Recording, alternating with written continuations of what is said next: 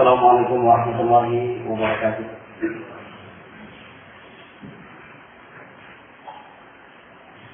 Innal hamdalillah nahmaduhu wa nasta'inuhu wa nastaghfiruh wa na'udzu billahi min shururi anfusina wa min sayyiati a'malina. Man yahdihillahu fala mudilla lahu wa man yudlil fala hadiya lahu. Asyhadu an la ilaha illallah wahdahu la syarika lahu wa asyhadu anna Muhammadan 'abduhu wa rasuluh sallallahu alaihi wa ala alihi wa ashabihi wa man tabi'ahum bi ihsan ila yaumil qiyamah. Qala Allahu 'azza wa jalla fil Qur'anil Karim, ya ayyuhalladzina amanu taqullaha haqqa tuqatih wa la tamutunna illa wa antum muslimun. Fa inna asdaqal hadithi kitabullah wa khairal huda huda nabiyyina Muhammad sallallahu alaihi wa sallam wa syarrul umur muhdatsatuha fa inna kulla muhdatsatin bid'ah wa kulla bid'atin dhalalah wa kulla dhalalatin fil nar. Ma'asyiral muslimin, jamaah salat Jumat rahimani wa rahimakumullah. Memperjuangkan sebuah cita-cita membutuhkan pengorbanan. Untuk meraih sebuah cita-cita, apalagi cita-cita itu dibangun di atas kebenaran, di atas al-haq, maka membutuhkan pengorbanan yang luar biasa. Tidak mungkin untuk memperjuangkan sebuah cita-cita yang mulia kita berdiri sendiri. Kita membutuhkan berbagai macam unsur dan komponen untuk meraih cita-cita tersebut. Kemenangan demi kemenangan yang diraih di dalam perjalanan untuk menggapai cita-cita tersebut tentunya akan diteliti dengan berbagai macam bentuk kekalahan. Karena kemenangan yang berkelanjutan tanpa pernah merasakan kekalahan justru akan berakibat buruk. Cita-cita tersebut kemudian akhirnya gagal untuk diraih. Akan tetapi terkadang kekalahan itu lebih berharga dari sekian banyak kemenangan. Karena dengan kekalahan itu akan menyadarkan diri kita betapa kecil dan lemahnya kita di hadapan Allah Azza wa Jalla. Keuntungan demi keuntungan, apabila tidak diteliti dengan kerugian, itu pun akan mengakibatkan diri kita terjatuh di dalam jurang kesombongan dan kekibiran. Akan tetapi dengan sedikit kerugian di sela-sela keuntungan yang kita raih, maka akan menyadarkan kita bahwa semua keuntungan itu sesungguhnya datang dari Allah Azza wa Jalla. Sukses dan berhasilnya seseorang untuk meraih keinginan dan cita-citanya itu tergantung dengan pertolongan dan bantuan dari Allah Azza wa Jalla. Dan pertolongan dari Allah Subhanahu wa taala diberikan untuk hamba-hambanya yang bertakwa, hamba-hambanya yang senantiasa beristighfar dan bertaubat kepada Allah Azza wa Jalla. Bukan banyak sedikitnya, bukan dilihat dari jumlah dan kapasitasnya. Bahkan min fi'atin qalilatin ghalabat fi'atan katsiratan bi'iznillah. Alangkah banyak dan seringnya kelompok kecil mampu mengalahkan kelompok yang jauh lebih besar. Ma'asyiral muslimin, jamaah salat Jumat yang dimuliakan dan dirahmati Allah Azza wa Jalla. Al-Imam Muslim rahimahullah taala meriwayatkan di dalam sahihnya dari sahabat yang mulia Al-Abbas ibnu Abdul Muttalib, paman kandung Rasulullah sallallahu alaihi wasallam. Beliau mengisahkan kepada kita tentang beberapa penggal dari kisah perang Hunain yang terjadi dan dipimpin langsung oleh Rasulullah sallallahu alaihi wasallam. Kata Al-Abbas ibnu Abdul Muttalib, "Syahidtu yawma Hunain." Falazimtu ana wa Abu Sufyan bin Al-Harith bin Abdul Muttalib. Rasulullah sallallahu alaihi wasallam salam nufarikku. Kata Al-Abbas bercerita kepada kita, saya ikut hadir dan menyaksikan terjadinya perang Hunain. Saya dan Abu Sufyan bin Harith bin Abdul Muttalib, masih keluarga dekat Rasulullah sallallahu alaihi wasallam, selalu mengiringi dan menyertai di samping Rasulullah sallallahu alaihi wasallam. Dekat selalu dengan Nabi. Falam yufarikhu, kami sekejap pun tidak meninggalkan Rasulullah sallallahu alaihi wasallam, tidak berpisah. Salah satu unsur yang mesti terwujud guna meraih dan menggapai cita-cita adalah orang-orang yang bisa dipercaya. Orang-orang yang memang selalu tulus dan ikhlas di dalam membantu terwujudnya cita-cita tersebut. Tidak mungkin kita berdiri sendiri. Kita membutuhkan orang-orang yang selalu ada ketika kita memotivasi, memacu, mengingatkan kita. Seperti yang dibuktikan oleh Al-Abbas bin Abdul Muttalib dan Abu Sufyan. Selalu menyertai Rasulullah SAW. Tanpa keberadaan teman pemimpin yang setia, tanpa keberadaan sahabat yang selalu siap mendukung dan membantu, maka cita-cita itu akan sulit untuk tercapai. Kemudian dari Al-Abbas bin Abdul Muttalib radhiyallahu taala anhu, Rasulullah sallallahu alaihi wasallam ala baghlatin lahu bayda. Saat itu Rasulullah sallallahu alaihi wasallam menunggang seekor baglah lighal yang berwarna putih. Sementara Al-Abbas dan Abu Sufyan ada di samping Rasulullah sallallahu alaihi wasallam menuntun kendaraan tersebut. Kemudian kata Al-Abbas bin Abdul Muttalib radhiyallahu ta'ala anhu, "Faltaqal muslimun wal kuffar." Saat itu bertemulah dua pasukan besar kaum muslimin dengan orang-orang kafir. Fawallal muslimuna mudbirin. Pada saat pertama berketemu di pertempuran tersebut, kaum muslimin sebagian besar di antara mereka kemudian lari mundur ke belakang. Nasallallahu alaihi wasallam. Banyak faktor yang membuat hal ini terjadi. Salah satu faktor yang diukur dari strategi militer dan pertempuran, karena kondisi kaum muslimin saat itu belum siap di suatu daerah yang sangat strategis bagi lawan. Sementara musuh-musuh kaum muslimin dalam perang tersebut memang ahli di dalam menggunakan senjata jarak jauh, panah, lembing, dan tombak. Maka di awal-awal pertempuran kaum muslimin menjadi satu antara mereka, kemudian terpecah konsentrasinya, lalu mereka mundur ke belakang. Maka kaum muslimin yang dibolehkan dari rahmat Allah SWT.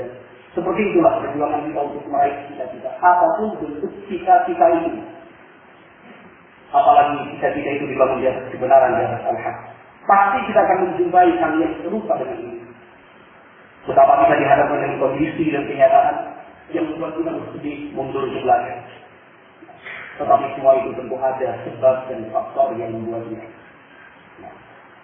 Maka muslimin yang dimuliakan dari rahmat Allah Azza wa Jalla. Maka pada saat-saat seperti itulah akan terlihat, akan terbukti siapakah yang jujur berjuang dan siapakah yang tidak jujur di dalam perjuangan. Akan terlihat siapakah yang bangun, siapakah dia hamba yang segera menyadari dan mengakui kesalahan, kemudian bertaubat dan beristighfar kepada Allah Azza wa Jalla. Apakah dia menjadi hamba yang tercela, tidak sekedar menyadari tentang kesalahan yang telah dia lakukan? Karena di dalam perjuangan, apalagi perjuangan itu dimiliki oleh bersama, maka satu kesalahan yang menanggung akibatnya bukan dia yang melakukannya sendiri, tetapi akibatnya ditanggung oleh semua yang berada di dalam barisan tersebut. Allah Subhanahu wa taala berfirman, "Wattaqu fitnatan la tusibanna alladziina zalamu minkum khassah." Takutlah kalian akan fitnah, ujian dari Allah Azza wa Jalla. La tusibanna alladziina zalamu minkum khassah. Siksa dan ujian itu bukan hanya menimpa orang-orang yang berbuat zalim di antara kalian saja secara khusus, tetapi juga menimpa yang lain. Maka pada saat itu Rasulullah SAW memerintahkan kepada Abbas, "Ya Abbas, nadi ashab as-samra." Wahai Abbas, panggil mereka yang telah mengucapkan janji setia di bawah pohon. Mereka para sahabat yang telah mengikat baiat dengan Rasulullah SAW, menyerahkan jiwa dan raga mereka, mengorbankan harta dan kehidupan mereka untuk membela Rasulullah SAW di dalam memperjuangkan dakwah. Ma'asyiral muslimin yang dimuliakan dan dirahmati Allah Azza wa Jalla. Sikap yang dilakukan Nabi Sallallahu Alaihi Wasallam ini pun perlu ketika kita mereka sebuah cita-cita yang indah. Apapun itu cita-cita, baik dalam urusan dunia atau dalam urusan akhirat, perlu kita melakukan seperti yang dilakukan Nabi alaihi wasallam, mengingatkan kembali tentang visi dan misi yang telah disepakati bersama, dan visi dan bayat yang dilakukan oleh para sahabat Rasulullah sallallahu alaihi wasallam yang telah menyatakan dukungannya kepada Rasulullah dan dakwah yang beliau bawakan. Maka Al-Abbas menyatakan, "Faqutu bi'adla sawti ya ashab as-sabr." Kemudian Al-Abbas segera melaksanakan perintah dan komando dari Rasulullah sallallahu alaihi wasallam, betapa perlunya jika orang-orang yang dipercaya, orang-orang yang memang setia, melalui orang-orang tersebut, maka perintah, komando, pengarahan, tauhid itu disalurkan. Kata Abbas, "Faqutu bi'adla sawti," maka aku pun berteriak dengan suara yang paling tinggi, "Wa kana rajulan sajida." Dan memang Al-Abbas dikenal sebagai orang yang lantang dan yakin di dalam bersuara. Al-Abbas memanggil, "Ya sahabat samurah, wahai sahabat, mereka yang telah berjanji setia dan berbayat di bawah pohon." Kata Al-Abbas, "Sallallahu alaihi ka'anna aksatahu hina sami'u sawti aksatul baqri ala awladihi." Kata Al-Abbas, demi Allah, setelah mereka mendengar panggilan itu, maka para sahabat seolah-olah mereka terkaget dan terkejut. Layaknya sapi indukan yang memanggil, yang mendengar suara panggilan anak-anaknya. Begitu cepat mereka sadar bahwa mereka telah berjanji kepada Rasulullah SAW untuk menyerahkan jiwa, raga, harta dan apapun yang mereka miliki untuk Nabi SAW, sehingga tidak pantas, tidak patut apabila kemudian mereka mundur ke belakang meninggalkan Rasulullah SAW. Padahal kata Al-Abbas, wa Rasulullah SAW yaktubu baghlatahu qibala al-kuffar. Pasukan kaum muslimin yang berada di depan mereka mundur ke belakang, tetapi Nabi SAW tetap maju ke depan mengenai baglatnya, mengarah ke pasukan orang-orang kafir. Ini ciri seorang hamba yang memang kuat. Demikian juga tekadnya membulat. Apapun yang terjadi dia tetap maju ke depan. Dia tidak akan pernah berpikir untuk mundur ke belakang, karena cita-cita yang diperjuangkan adalah mulia. Ikhlas kalimatillah, untuk meninggikan dan menegakkan kalimat Allah di atas muka bumi ini. Kemudian mereka bertempur kembali antara kaum muslimin dengan orang-orang kafir. Wa da'watu fil ansar, dan panggilan dan perdengaran itu adalah untuk sahabat-sahabat Ansar, ya masyarul Ansar, ya masyarul Ansar. Wahai kaum yang telah menyatakan siap membela Nabi, Al-Ansar, membela Nabi SAW. Dipanggil, diingatkan kembali. Satu sama lain saling mengingatkan, kita ini adalah pembela Rasulullah SAW yang siap memberikan apa yang kita miliki demi tujuan yang mulia, membela Nabi SAW dan membela dakwah beliau sallallahu alaihi wasallam. Subhanallah, dakwah ala Bani Harith bin Khazraj. Kemudian setelah itu panggilan dan seruan lebih terpusat lagi kepada Bani Al-Harith bin Khazraj. Dipanggil, ya Bani Harith bin Khazraj, ya Bani Harith bin Khazraj. Setelah secara umum dipanggil dan diseru, satu persatu dipanggil, diingatkan kembali akan tugas dan kewajiban masing-masing. Ma'asyiral muslimin yang dimuliakan dan dirahmati Allah Azza wa Jalla. Maka pada saat itu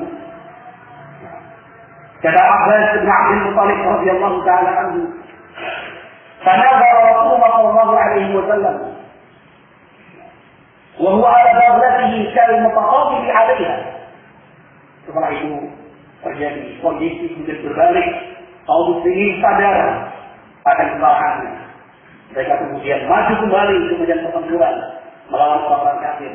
Nabi SAW sebagai seorang panglima perang memperhatikan ke seluruh arah dan seluruh sisi medan pertempuran. Seorang panglima perang untuk kemudian mengatur sayap kanan harus kemana, apa yang harus dilakukan oleh sayap kiri, di mana letak kelemahan kaum muslimin. Seorang panglima dan mutaqabbil alaiha. Kemudian Nabi alaihi salatu wasallam maju ke depan sambil mengatakan, in hadzamu wa rabbi Muhammad. Pasti mereka akan kalah demi Rabb Muhammad, demi Allah Azza wa Jalla. Pasti mereka kalah.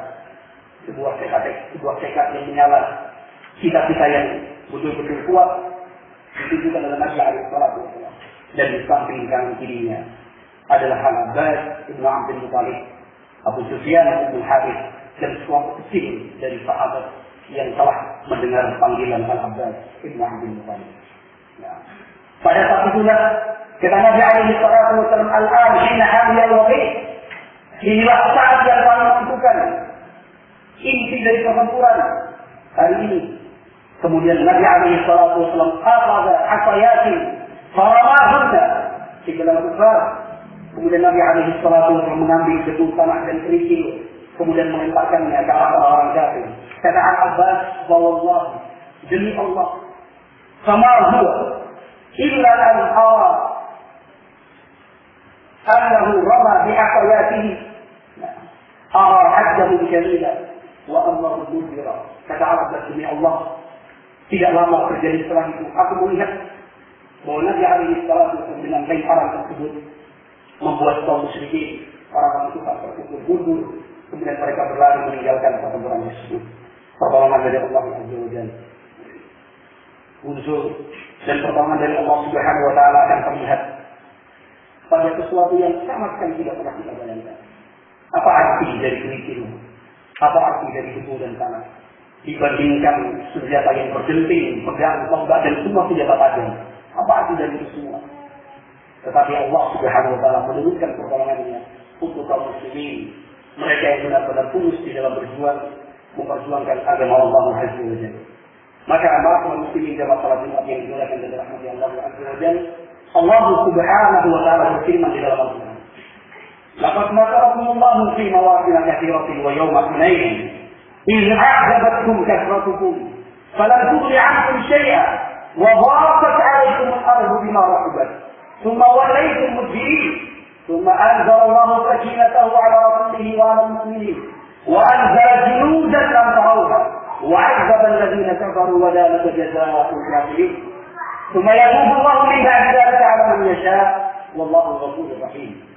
Allah ingatkan kita dengan berbagai macam nikmat. Kemudian Allah ingatkan kita saat kita kehilangan nikmat itu agar kita segera sadar akan kesalahan. Kemudian kita bertaubat kepada Allah Azza wa Jalla, maka Allah akan kembalikan nikmat itu bahkan lebih daripada nikmat-nikmat yang sebelumnya. Allah menyatakan, sungguh Allah telah memberikan pertolongan dan membantu kalian dalam banyak kesempatan. Demikian juga pada perang Hunain. Idh a'jabatkum kathratukum. Ketika sebagian di antara kalian ujub dengan melihat jumlah yang begitu besar, kemudian merasa pasti menang, kemudian merupakan bantuan dan pertolongan dari Allah Azza wa Jalla. Kalau beri'antum syai'an, padahal jumlah yang besar itu tidak memberikan sedikit pun manfaat untuk sebuah kemenangan. Bukan jumlah, bukan kapasitas, tetapi kedekatan kita kepada Allah Azza wa Jalla.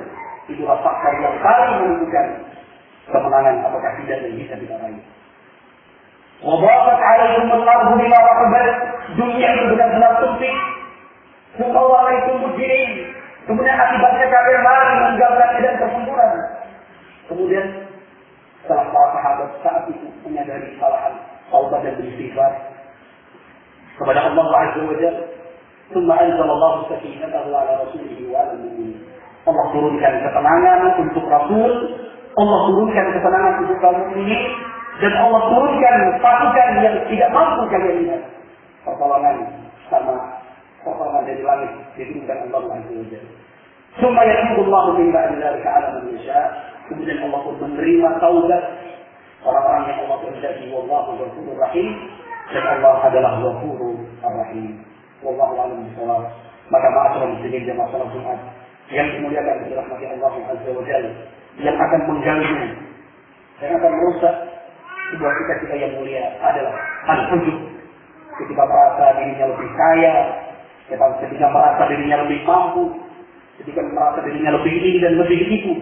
Inilah salah satu faktor yang bisa mengganggu tercapainya sebuah cita-cita yang kita janjikan. Wallahu a'lam bishawab. Walhamdulillahirabbil alamin.